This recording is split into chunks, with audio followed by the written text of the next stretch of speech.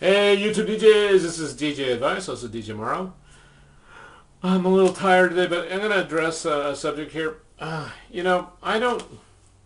In the beginning, I used to say I'm gonna make some great intros, some really special effects. Make it really special. But see, this YouTube site is really dedicated for DJs, not for my customers.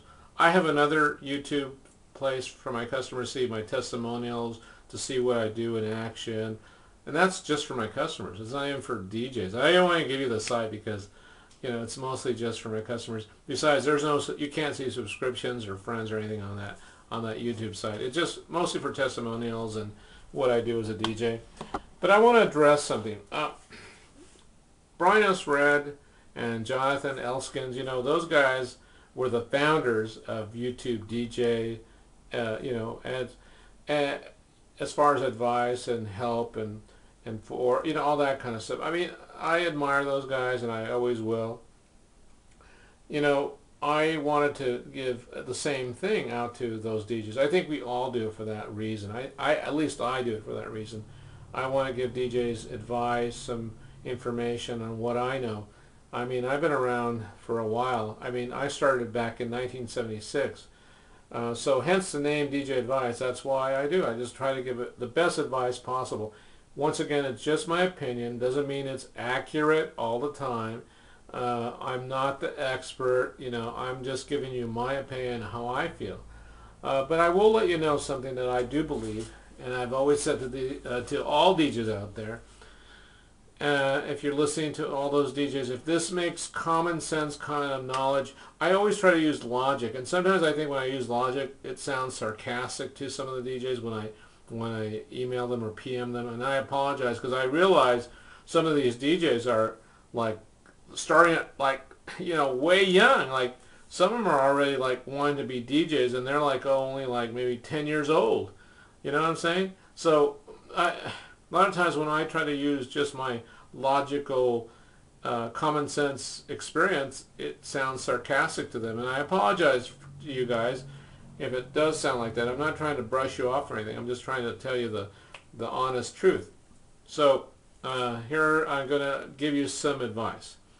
The best DJs in the world don't always have the best equipment. They don't.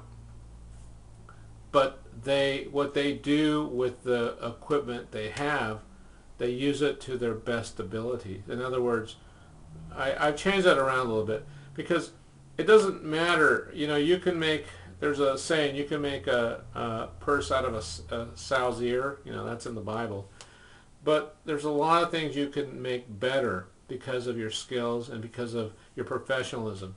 A lot of times there are people that can't do the other, they just can't comprehend what I'm saying.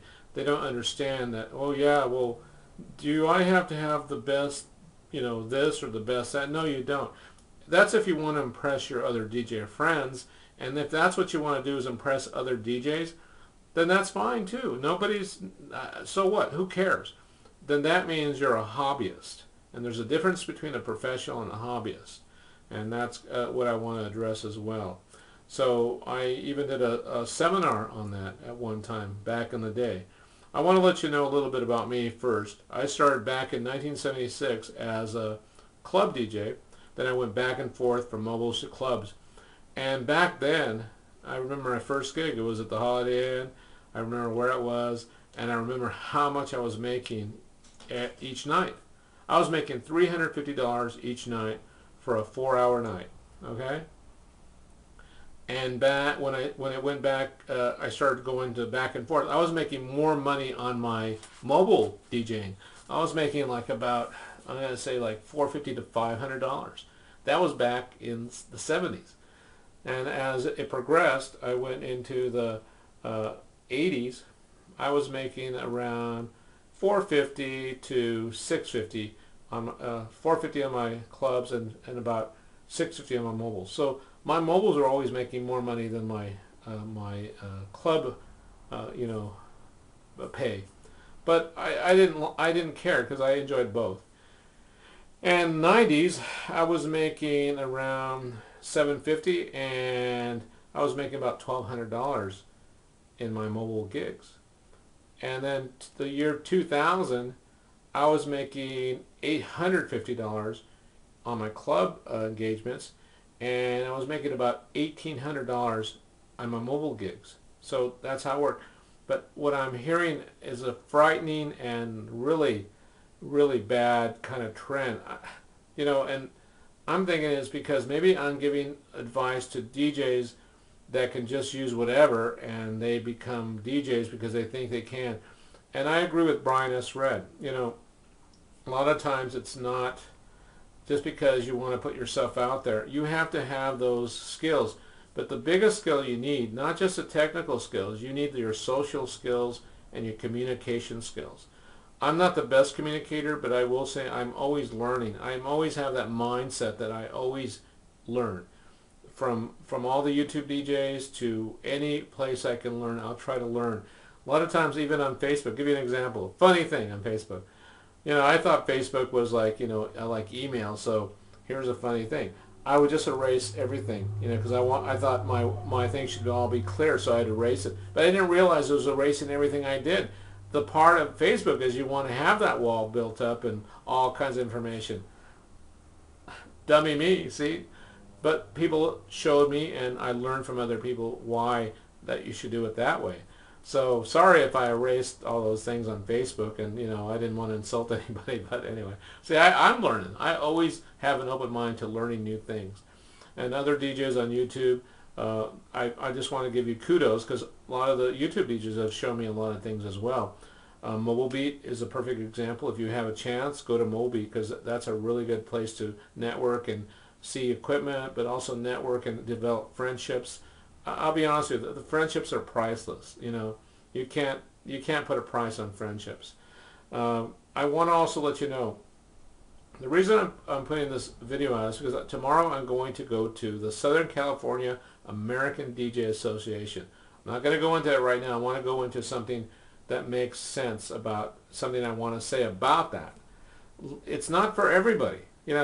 Joining an association is not for everybody, and a lot of DJs may not see the benefit or the logic behind that. So I'm not saying just because you join that you're going to be a professional DJ. No, not at all. The example being the American Medical Association. So if a doctor is part of that association, does that make him a great doctor? No, it doesn't.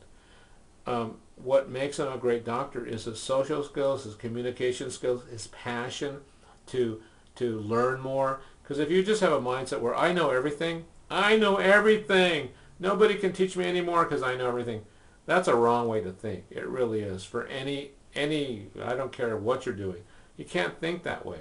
So my advice is you need those social skills, communication skills. You need basically the articulation in your speech. That's going to make you more money than your technical skills. The highest paid people in the world speak. That's it. You can't question that.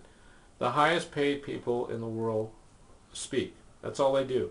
They just show up and speak, and they're making like millions of dollars. Just going to universities just as a guest speaker, keynote speaker. That's all they're doing, and they're collecting like $10 million, and that's a fact. It's a fact.